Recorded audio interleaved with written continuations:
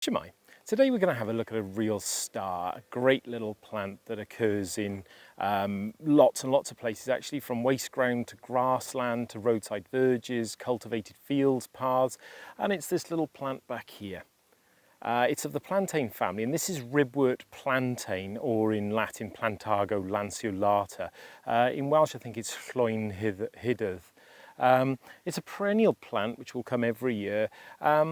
And it's often regarded as a weed, but I think you'll find that it's got a lot more to it than just being a weed. Ribwort plantain is best known for these long flower stalks and with the brownish flowers on the top. It flowers usually between April and October, and the flowers, as you can see here, are small and brownish with protruding white stamens. You can just see the white dangly stamens on there. The stalk is long, as you can see here. I mean, it can grow up to 60 centimetres and is deeply furrowed and actually feels kind of square between your fingers. They're generally wind pollinated. I guess again why it grows taller than the surrounding grass, so it can be blown, the pollen can be blown onto the next plantain. The seeds, which come from these little seed heads here, can actually be eaten and eaten raw, and apparently they taste like mushrooms, or they can be cooked, and apparently they're rich in vitamin B1. Also, in the winter, they're a very good food for birds, for example, goldfinches, who quite often you can see will land on the stalks and they'll bend and they'll peck away at the seeds in the top there. If you follow the flower stalk down, you get to a rosette of leaves, and usually ribbed leaves, as you can see here. The leaf shape is what they call lanceolate, which means it's sort of an oval shape, which, as you can see here, is pointed at both ends, and it's where the Latin name comes from, the Plantago lanceolata, the lanceolata meaning that it's lance-shaped.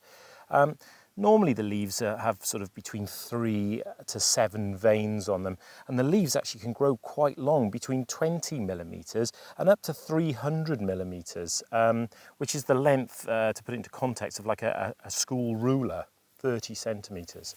Amazing length.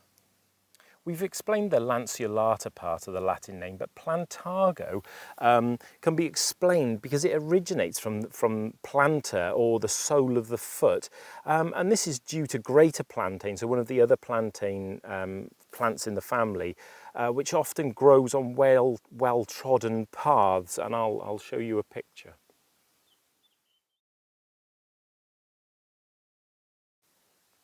The Anglo-Saxons called it waybroad, which later became waybread, because it grew by the way or by the path and not because it was good for eating. But this modern idea that it's a weed that will come up in your garden and in your grass and in your lawns, I've got to say I have to disagree with that. It is an absolutely fantastic plant, and it was considered by the Anglo-Saxons again as the mother of worts, being one of 9 sacred herbs because it has lots and lots of uses as a medicine. It has an antihistamine effect and is useful for hay fever and allergies, and lots of other things. It can treat coughs, colds and bronchial inflammation. If you infuse the leaves in boiling water for about 15 minutes, it can be drunk as a tea to help with these things. And it's often considered as one of the best first aid remedies. It's my favourite at this time of year. I'm particularly affected by things like bites and stings, and particularly horsefly or clegg flies at this time of year.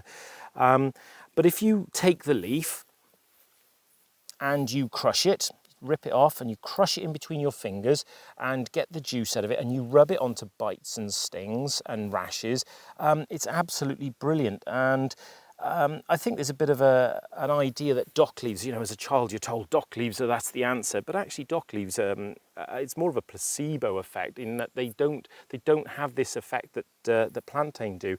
And from my experience, if I get bitten or stung and you crush this up and you rub it onto it, it soon eases it and will take away that stinging pain, and actually quite often with horseflies with me, it won't recur either. It's said as well that it can be used to relieve toothache until you get a chance to get to the dentist. I can't back this up with any evidence, but that's what they say. They also say that the leaves can be used to help stop and stem bleeding. So you can sort of put it on minor cuts and scratches and it will help. And in fact, it has an effect. And in the olden days, they would put it on to things like grazed knees and things if there was a bit of grit or dirt. And they say that it will draw out any grit or dirt or sort of help to disinfect the wound and stop it getting poisonous and take out any of the badness from it. It's also said that the young leaves can be eaten in salads or as a spinach, but it can be quite bitter because of the tannins in it. Again, with anything like this, unless you're absolutely 100% sure you know what it is, then I wouldn't advise eating or tasting any of these things.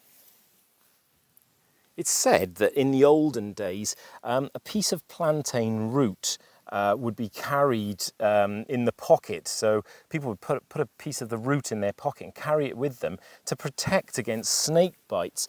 But I would imagine because it's such a good sort of herbal natural medicine, it would have been better to actually put the leaves onto the wound rather than just carry it in your pocket. The best thing and the most fun about the Ribwort plantain are these long stalks with the heads. And children all over the world have used the flower heads as natural pop guns by sliding and popping off the top there. And also as a sort of a simple game of almost like conkers where you swing it and you try and hit your opponent's plantain flower and knock the top off. So there we go, Ribwort plantain. I'm afraid I can't accept that it's a weed. It is just for personal reasons that it eases bites and stings and really helps me when I've been bitten by things. It's got to be up there with some of my favourite of plants. It's easy to find, it's easy to identify, so have a go, get out there and good luck.